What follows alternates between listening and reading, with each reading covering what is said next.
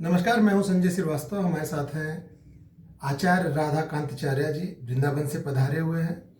हरिद्वार में निवास कर रहे थे।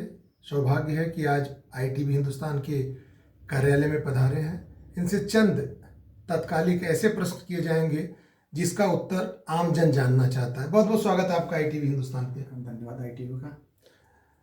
आचार्य जी, आज जिस तरह की राजनीति हो रही है, जिस तरह का धर्म का दर्शन हो रहा है, तो क्या माना जाए, राजनीति से धर्म है या धर्म से राजनीति है? देखिए, अभी समाज में जो है, पूरे राष्ट्र में इन सब की परिभाषाएं पहले से अब बदल चुकी हैं। लेकिन अभी क्या है कि जो राजनीति हो रही है, जो राजनीति है, इस राजनीति में जो धर्म को लेकर के जो बातें चल रही हैं, तो जो धर्म की राजनीति है और राजनीति का धर्म, तो ये बड़ा दोनों में अपने आप में अलग है। यद्यपि होना ये चाहिए कि राजनीति का धर्म होना चाहिए, कि राजनीति किस स्तर से हो, धर्म में राजनीति ना हो करके राजनीति का धर्म हो, तो ये ज़्यादा बेहतर रहेगा समाज के लिए और राष्ट्र के लिए, दोनों के लिए बहुत बेहतर रहेगा। पहले हम लोग सुनते आ रहे हैं, देखते आ रहे हैं, चाहे वह रामायण का काल रहा हो, चाहे वह गीता का रहा हो, हमेशा राजगुरु हुआ करते थे। वह परंपरा धीरे धीरे हम लोग देख रहे हैं कि राजगुरु की परंपरा खत्म हो गई। कहीं ऐसा तो नहीं कि जो राज्य है, जो राज लोग चला रहे हैं, और वहाँ से राजगुरु का जो विलुप्त हुआ, जो दूरी बनी है, उससे कहीं ये राजनीति का स्वरूप तो नहीं बदल गया?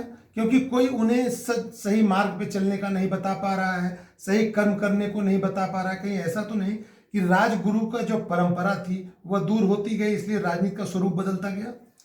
एकदम, आपने जो यह प्रश्न किया है, आज यह बहुत नितांत आवश्यक है। जब हम प्राचीन भारत को जब हम देखते हैं, तो जब राजा होते थे तो राजा के एक राजगुरु होते थे, और वह राजगुरु के परामर्श से ही सारा उसका राष्ट्र और उसकी राजधानी चलती थी। ठीक है, वैसे ही आज बहुत आवश्यक है कि इस राजा के वर्तमान परिप्रेक्ष्य में, इस गणतंत्र जनतंत्र राष्ट्र में भी एक ऐसे धर्मगुरु की आवश्यकता है जिससे राष्ट्र का जो है नायक उस धर्मगुरु के अधीन होकर के चले।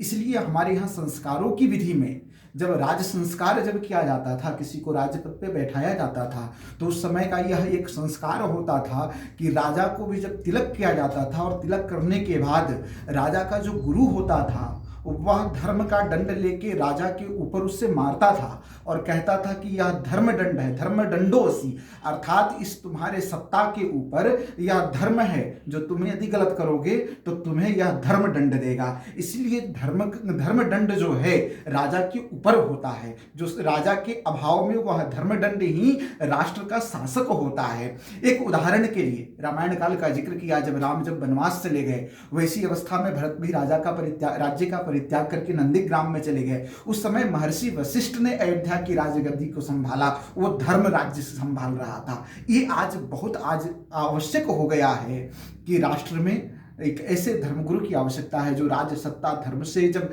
युक्त होकर के चलेगी, तो इसमें समस्त वर्ण जातियों का सबका कल्याण है। और यदि धर्म से यदि अलग होकर के राज सत्ता चलेगी, तो आज 70 वर्षों से वैसे भी लोग शोषित और वंचित अपने आप को कहते आए हैं, और आगे तक शोषित और वंचित ही रहेंगे, क्योंकि धर्म से विमुख होंगे। क्योंकि धर्म ने सबको जोड़ा है, बांटा नहीं है। यदि धर्म में देखिए विवाह का प्रकरण होता है तो वहां पर एक नाई को भी बुलाया जाता है। एक जो हम अपने यहाँ सबसे उपेक्षित लोग राजनीति में जिससे मानते हैं, दलित वर्ग, उसके यहाँ से सुप बन करके आता है। तो ऐसे हमारे यहाँ तो सारे जातियों का समवाय है धर्म में, राजनीति ने उससे अलग अलग बांट दिया है। लेकिन जब वही राजनीति के ऊपर जब धर्म सत्ता होगा और इसे जब हम स्वीकार करेंगे, तो हमारा समाज आज भी समृद्ध और सशक्त होगा। धन्यवाद आचार्य जी आपका।